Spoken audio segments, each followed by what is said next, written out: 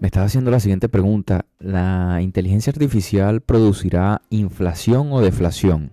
Eso es algo que no me había puesto a pensar. Y vi un tweet hace poco que dice lo siguiente, ¿no? Dice, el oro y el Bitcoin se comportan como si estuviéramos a punto de entrar en un periodo de hiperinflación, pero nadie se da cuenta de que la inteligencia artificial es deflacionaria. Esto fue el 9 de octubre de este año 2025. Y claro, ¿qué pasa? El precio estaba por el orden de los 120 y pico mil, 126 mil, 125 mil. Entonces, esto me hizo pensar, la inflación, la inteligencia artificial realmente generará deflación.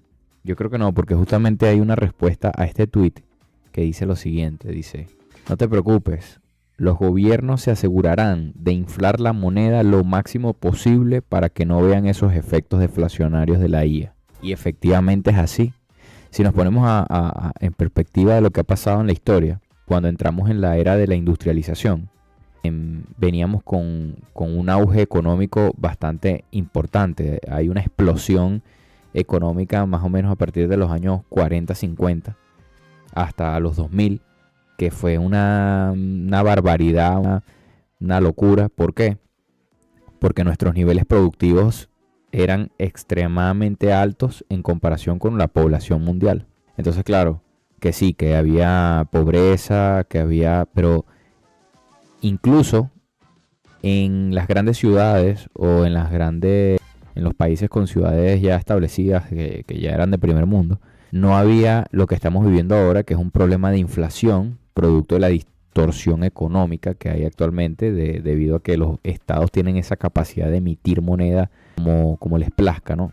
Prácticamente como les plazca. Entonces, ¿qué era lo que mitigaba que aunque se emitiera moneda no tuviéramos la situación de pobreza que hay actualmente, incluso en la clase media y o sea, más que todo en las clases medias que se están empobreciendo?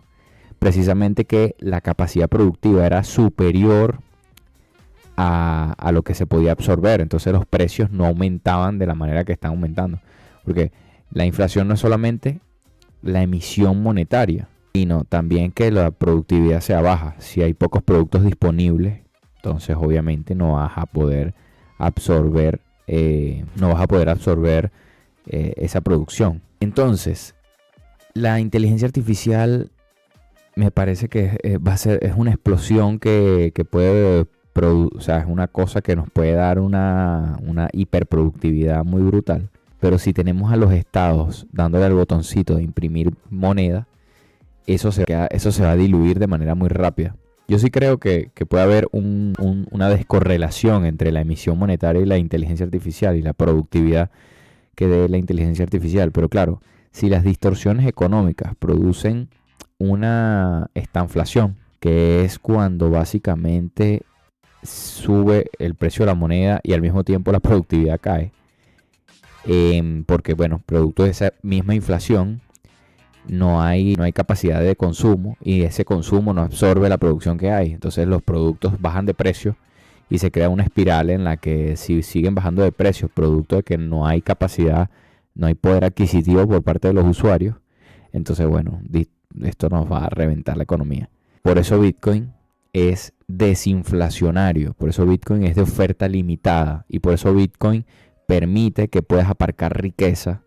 Tienes certeza de que es un ahorro que no te lo van a diluir, y como eso está preestablecido, las personas pueden intuir, pueden predecir con una alta probabilidad de que Bitcoin va a poder tener un buen poder adquisitivo frente a toda esta situación de caos que se nos va a presentar. Por lo tanto, hay un video por acá que me llamó la atención, que es esto de lo que estamos hablando, que hay gente que piensa y que tienen certeza de que el Estado tiene la capacidad de imprimir lo que les dé la gana. Vamos a escucharlo. Pero el sistema es sostenible. Y termino. Y hay otro elemento importante. Y hay una cosa que hay mucha gente ya estudiando este tema. Los estados, los bancos centrales, tienen la capacidad ilimitada de creación de dinero para pagar todos estos gastos. Absolutamente ilimitada. pero el sistema es sostenible. Y termino. Y hay otro elemento importante. Y hay una cosa que hay mucha gente ya estudiando este tema. Los estados, los bancos centrales, tienen la capacidad ilimitada de creación de dinero para pagar todos estos gastos. Absolutamente ilimitada. Pero el sistema... Es impresionante. Lo tuve que dejar que se escuchara 2 veces porque cada vez que lo veo me explota una neurona en la cabeza. O sea, los bancos centrales tienen la capacidad ilimitada, escúchese bien, ilimitada de emitir moneda y poder hacer frente al gasto. O sea, pero es que eso es insostenible si tú no tienes productividad. Además que, vamos a ver una cosa, todo lo que ocurre producto de la emisión monetaria de los estados. La gente cree que los estados son, es como un ente supremo con barba y lentes y gafas o algo así. O sea, creen que es como cuando dices el Estado son personas. Y el Estado son personas que tienen sus sesgos y tienen sus intereses y tienen sus incentivos. Y cuando estas personas con sus intereses y sus incentivos generan acciones, muy probablemente esas acciones no tengan mucho que ver con el bienestar general. Tienen que ver, la mayoría de los casos, con el bienestar particular de esa persona quien crea esa iniciativa de, por ejemplo, en el caso que estamos hablando de emisión monetaria. Y va a poner todo lo que esté a su alcance para establecer esto que llaman el efecto Cantillon, que es cuando se emite moneda y solo algunos privilegiados son los que tienen el conocimiento, tienen tráfico de influencia informativa, son insiders del dinero, porque el insider es aquel que tiene información privilegiada, y entonces con esta información privilegiada y teniendo acceso primero al dinero que otros no tienen, porque el dinero cae de ese sistema Cantillon, entonces